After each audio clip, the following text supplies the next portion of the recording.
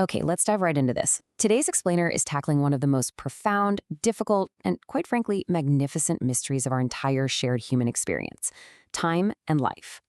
We're going to be looking at some seriously fascinating ideas from the Brazilian philosopher Mario Sergio Cortella. And we're really exploring a tough question here.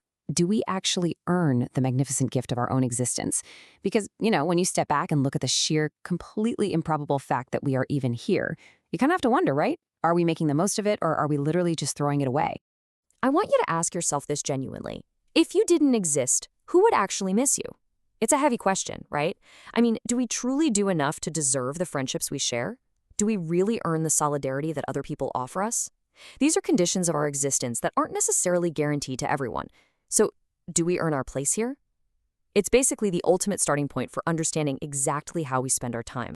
There's this absolutely magnificent quote from the 19th century British politician Benjamin Disraeli, and I think it perfectly frames this whole dilemma. He said, "Life is too short to be small." Really think about that for a second. Even an average human lifespan, which is roughly 75 years today, is brief. It goes by in a flash. It's short enough that if we aren't paying close attention, we can easily, almost accidentally, make it incredibly small. We can make our lives completely insignificant simply by how we choose to navigate them. And this brilliantly illustrates how, just like sand through an hourglass, that time slips away super fast. But before we look at how those years break down, we need a little bit of perspective. Consider this. Just 1 century ago, the average life expectancy was only 42 years. To put that into perspective, think about historical figures like Jesus of Nazareth, who lived to be 33. Back then, living to 33 made you an absolute senior citizen. Today, hitting 75 means we have way more time, but let's be honest, it still absolutely flies by. So our lives are basically divided into 3 very distinct, predictable cycles. From age 0 to 25, you are essentially assembling yourself. You're building your physical, your psychological, your cognitive, and your hormonal structures. Then from 25 to 50, you enter the high-intensity phase. You are working incredibly hard, maybe you're reproducing and raising other tiny humans. Finally, from 50 to 75, you are preparing for checkout. As Cortella humorously points out, in this final cycle, you wake up every single day with fewer biceps and way more pillboxes. Gravity really starts taking its toll.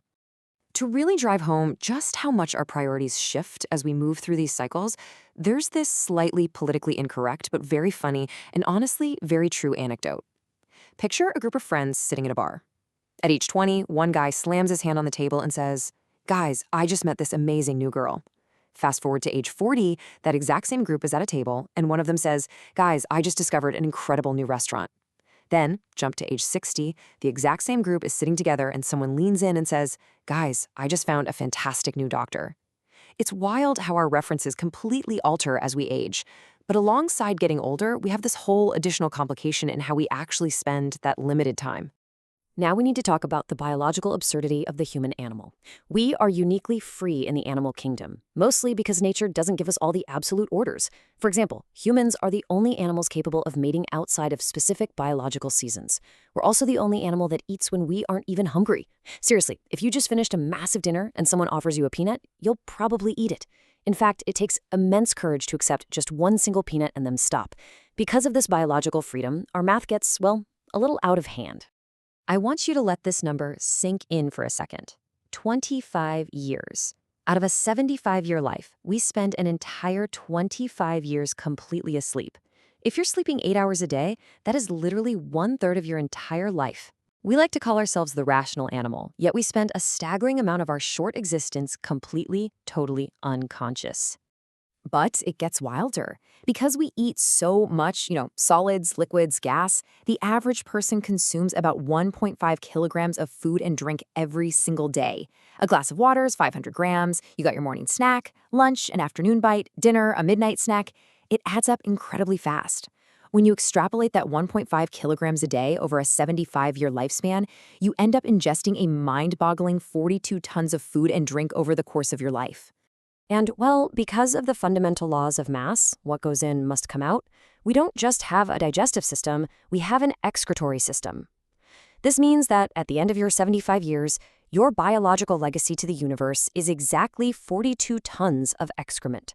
The universe will literally never be the same after you. You consumed 42 tons, and you left 42 tons behind. So you have to ask, is that all there is?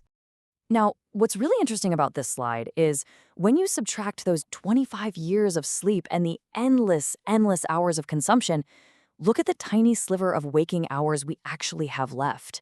How do we spend that leftover time? Unfortunately, too often we surrender it to what can be called the kingdom of mediocrity. Just think about the absurdity of our society's entertainment. People will swear up and down they don't have one single hour a day to go outside and look at the moon, to volunteer somewhere, to read a book, or even just to sing.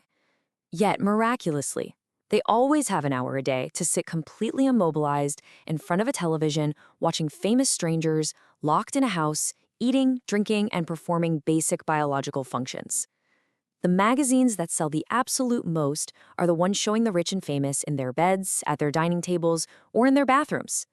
We waste our incredibly brief lives obsessing over the basic survival mechanics of other people.